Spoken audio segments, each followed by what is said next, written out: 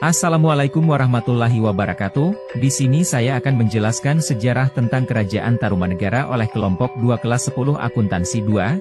Sebelum membahas lebih lanjut, saya akan memperkenalkan anggota kelompok terlebih dahulu. Anggota yang pertama yaitu Aden Saputra, Ahmad Faisal Muntashir, Ayu Safitri, dan Widya Puspitasari. Oke, langsung saja kita ke pembahasannya. Nah, Kerajaan Tarumanegara adalah kerajaan Hindu tertua kedua di Indonesia. Dilihat dari asal katanya, Tarumanegara berasal dari dua kata Taruma dan negara. Negara punya arti kerajaan atau negara, sedangkan Tarum atau Nila merupakan nama sungai yang membelah Jawa Barat. Keberadaan tentang Kerajaan Tarumanegara juga diperkuat dengan adanya berita Tiongkok yang pernah menyebutkan Kerajaan Tulomo atau Tarumanegara. Kerajaan Tarumanegara pernah mengirimkan utusan mereka ke Tiongkok di tahun 528, 538, 665 dan 666 Masehi. Untuk kunjungan bersahabatan, kabar lainnya datang dari Gunawarman, seorang pendeta dari Kashmir yang mengatakan bahwa agama yang dianut rakyat Taruma adalah agama Hindu.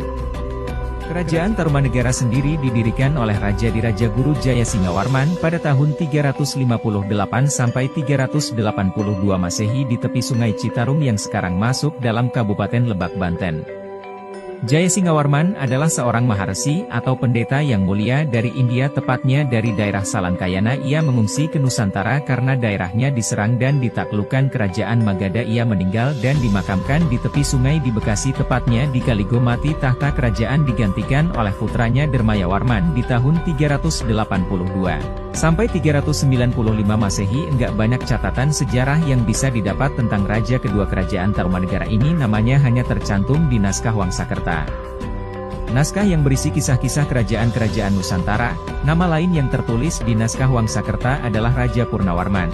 Raja Purnawarman memerintah Kerajaan Tarumanegara dari tahun 395 Masehi sampai 434 Masehi. Ia bergelar Sri Maharaja Purnawarman Sang Iswara Digwijaya Bima Prakarma Surya Maha Purusa Jagatpati.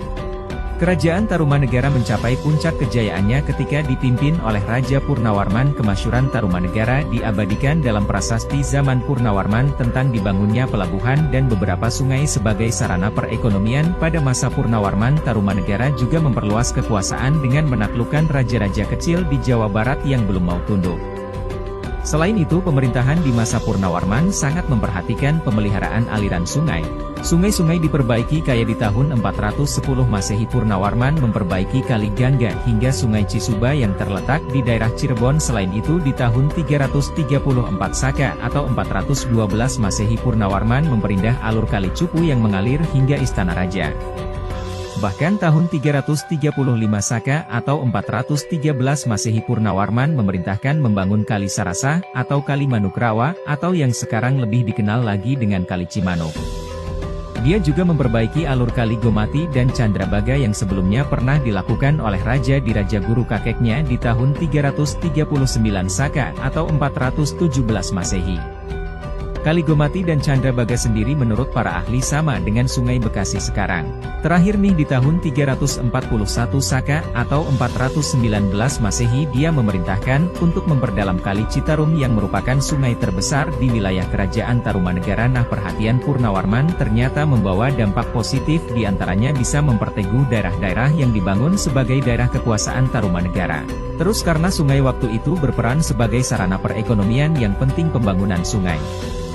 Sungai itu membangkitkan perekonomian, pertanian, dan perdagangan. Setelah Maharaja Purnawarman bertahta, ada beberapa nama raja lain, seperti Wisnuwarman yang berkuasa di tahun 434 Masehi sampai 455 Masehi, terus digantikan anak beliau Indrawarman di tahun 455 sampai 515 Masehi. Kemudian ada Maharaja Candrawarman pada tahun 515 sampai 535 Masehi, lalu dilanjutkan Suryawarman pada tahun 535 Masehi dan berakhir pada 561 Masehi. Sepeninggalan Suryawarman, raja-raja Kerajaan Tarumanegara berturut-turut adalah Kertawarman 561 sampai 628, Materi Sudawarman 628 sampai 639. Masehi. Hariwarsawarman 639 sampai 640 Masehi. Naga Jayawarman 640-666 Masehi. Hingga raja terakhirnya Linggawarman berkuasa dari tahun 666 Masehi sampai 669 Masehi. Saat itu Raja Linggawarman gak punya putra, dia cuma punya 2 orang putri. Putri sulungnya itu bernama Manasi.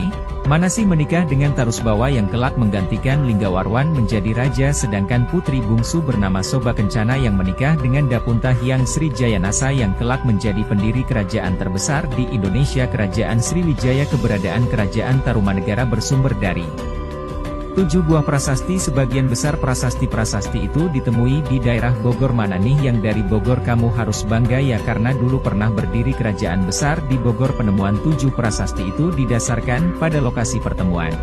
Setelah pertama pada prasasti Ciaruteun yang ditemui di desa Ciaruteun. Di prasasti ini ada gambar telapak kaki, lukisan laba-laba, dan huruf ikal melingkar. Prasasti Ciaruteun ini berisi Vikranta Syafanipah, Srimatah Purnafarmanah Tarumanagarendrasya, dan Visnoriva Padat Vayam, yang artinya inilah tanda sepasang telapak kaki yang seperti kaki Dewa Wisnu sang pemelihara, ialah telapak kaki yang mulia sang Purnawarman Raja di negeri Tarumaraja yang gagah berani di dunia. Cap telapak kaki melambangkan kekuasaan raja atas daerah tempat ditemukannya prasasti. Ini menegaskan kedudukan Purnawarman yang diibaratkan sebagai Dewa Wisnu. Purnawarman dianggap sebagai penguasa sekaligus pelindung rakyat. Penggunaan cetakan telapak kaki di masa itu mungkin dimaksudkan sebagai keaslian mirip tanda tangan zaman sekarang itu deh. Terus enggak jauh dari prasasti Ciaruteun ini, ada juga prasasti kebun kopi yang ditemuin di perkebunan kopi di Kampung Muara Hilir Bogor.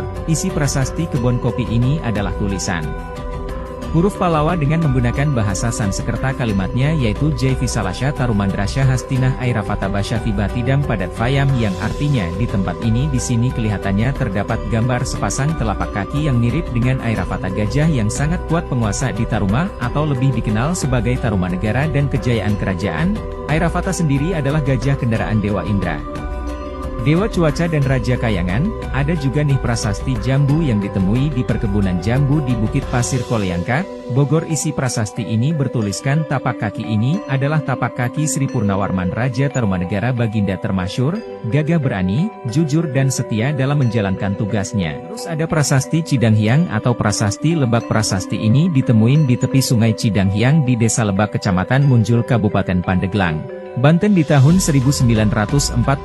Prasasti ini berisi 2 baris kalimat yang berbentuk puisi yang ditulis dengan huruf Pallawa dan bahasa Sanskerta. Isi prasasti ini mengagung-agungkan keberanian Raja Purnawarman. Nah, ada lagi juga prasasti Pasir Awi yang pasti prasasti ini ditemui di Pasir Awi, Bogor, tapi sayangnya prasasti ini belum bisa dibaca sama para ahli ya, sayang banget kan, padahal kalau bisa kebaca bisa dapat info lagi tuh tentang kerajaan Tarumanegara. Ada juga prasasti yang senasib nih dengan prasasti Pasir Awi.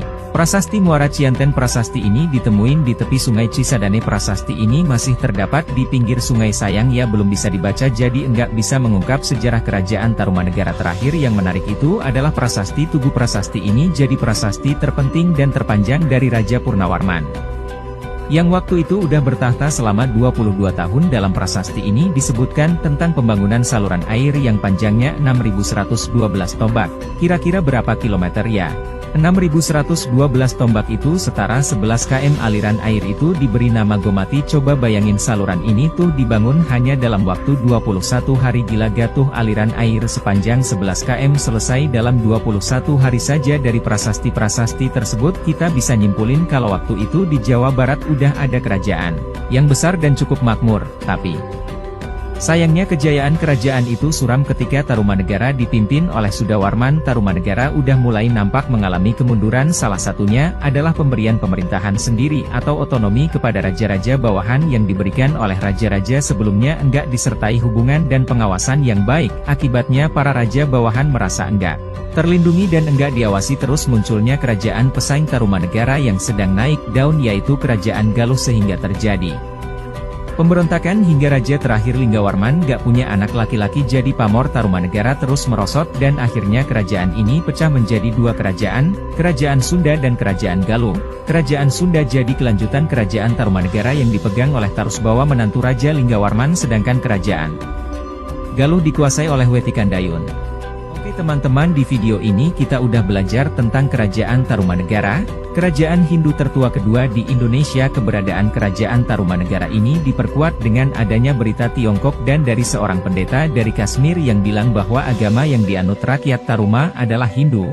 Kerajaan Tarumanegara sendiri didirikan oleh Raja Diraja Guru Jaya Singawarman, dilanjutkan oleh Raja Dharmayawarman Purnawarman. Di masa kepemimpinan Purnawarman, Kerajaan Tarumanegara mencapai puncak kejayaannya. Hal ini dibuktiin dengan 7 prasasti yang ditemui. Dari prasasti-prasasti itu kita bisa lihat kemakmuran Kerajaan Tarumanegara, tapi sayangnya kemakmurannya harus diikuti kemundurannya hingga Kerajaan Tarumanegara ini dipisah jadi 2 kerajaan, Kerajaan Sunda dan Kerajaan Galuh. Oke, itu tadi sejarah tentang Kerajaan Tarumanegara, semoga bermanfaat. Wassalamualaikum warahmatullahi wabarakatuh.